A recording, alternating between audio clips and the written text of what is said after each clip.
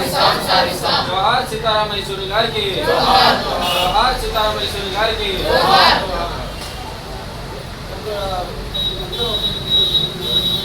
భద్రాద్రి కొత్తగూడెం జిల్లా బురుగుంపాడు మండల పరిధిలోనే సార్పాక సిపిఎం పార్టీ ఆఫీసులో ఈరోజు సీతారామేశ్వరి గారి యొక్క మరణం జీర్ణించుకునే పరిస్థితి.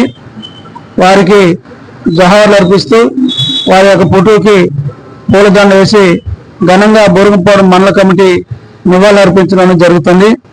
వాస్తవానికి సీతారామేశ్వరి గారి ఇవాళ ప్రపంచవ్యాప్తంగా కూడా ఒక గుర్తింపు పొందిన నాయకుడు, ఒక మేధావి, శాస్త్రవేత్త, అందరిలో కలిసి ఉండేక నవ్వుతూ అందరితో పలకరించి దేశానికి ఒక తలమానిక ఉన్న నాయకుడు ఇవాళ సిపిఎం పార్టీ కోల్పోవడం చాలా బాధాకరమైన విషయం. అతను లేని లోటు తీరలేని పరిస్థితి కూడా ఉంది. అందుకోసం అలాంటి నాయకుడికి ఇవాళ దేశవ్యాప్తంగా ప్రపంచ దేశాలు కూడా మొత్తం కూడా నివాళులు అర్పించి జోహార్లు అర్పిస్తున్నారు. అలాంటి గొప్ప నాయకుడు లేకపోవడం చాలా దేశానికి పెద్ద ప్రమాదం అని చెప్పి కూడా చెప్పడం జరుగుతుంది. అది కూడా సిపిఎం పార్టీ కూడా చెప్పడం జరుగుతుంది. అందుకోసం తన బాల్యంలోనే సిపిఎం పార్టీ కూడా ఆకర్షితులయ్యి అతను 52లోనే జన్మించారు.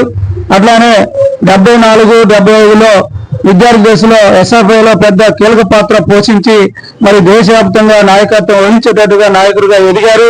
అదే రకంగా పార్లమెంట్లో కానీ రాజ్యసభలో కూడా ఇవాళ దేశం కోసం ఇవాళ ప్రమాదం ముంచుకొస్తున్న మతోన్మాదం రాజకీయాలు ఏవైతే ఉన్నాయో మతోన్మాద రాజకీయాలకి వ్యతిరేకంగా దేశవ్యాప్తంగా అన్ని లౌకిక పార్టీలందరూ కూడా ఏకం చేసి ఈ దేశాన్ని కాపాడటానికి, ప్రజానికాన్ని కాపాడటానికి కులాల మతాలన్నింటినీ కూడా ఏకం చేసేసి ముందు నడిపించిన నాయకుడు సీతారామేశ్వరి గారు. అలాంటి గొప్ప నాయకుడు ఇవాళ మన ముందు లేకపోవడం చాలా బాధాకరమైన విషయం. ఇవాళ మతోన్మాదం అనేది పెచ్చిరెళ్తుంది. అలాంటి మతోన్మాదం పెచ్చిరెళ్తున్న సందర్భంగా సీతారామేశ్వరి గారు ఒక మేల్రాయిగా దేశానికి ఆదర్శంగా నిలబడి ఇవాళ దేశం ముందు నిలబడడం జరిగింది.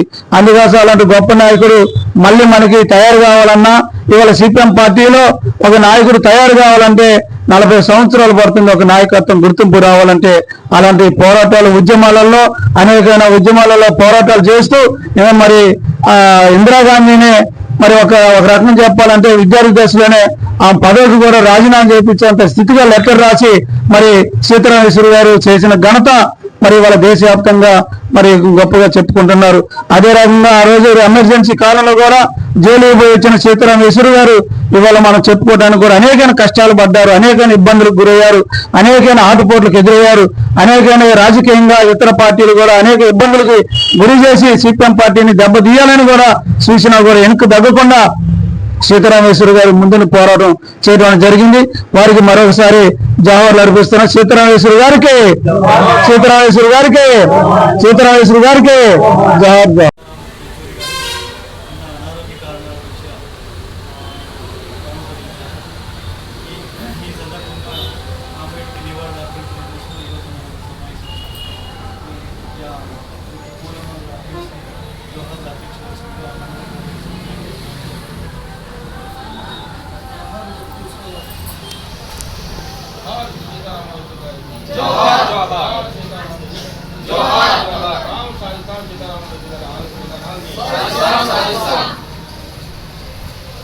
సీతారామేశ్వరి గారికి ఆశయాలనే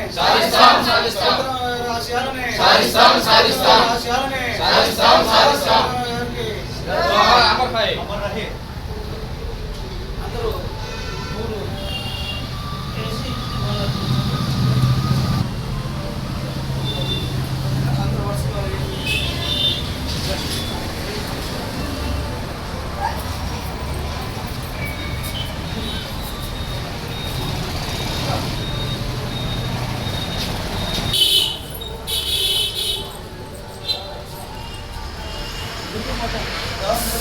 కామ్రేడ్ సీతారామేశ్వరి గారికి, కామ్రేడ్ సీతారామేశ్వరి గారికి.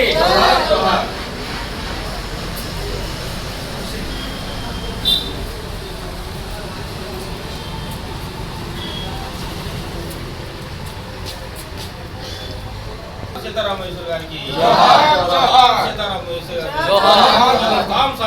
సీతారామేశ్వరి గారికి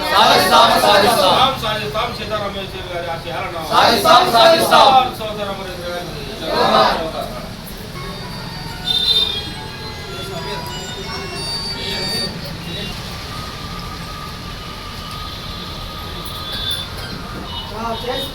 చేతను రమ్మను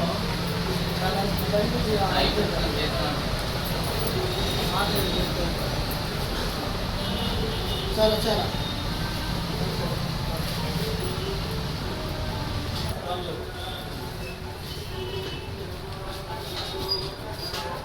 జోహార్ యేచూరి గారికి.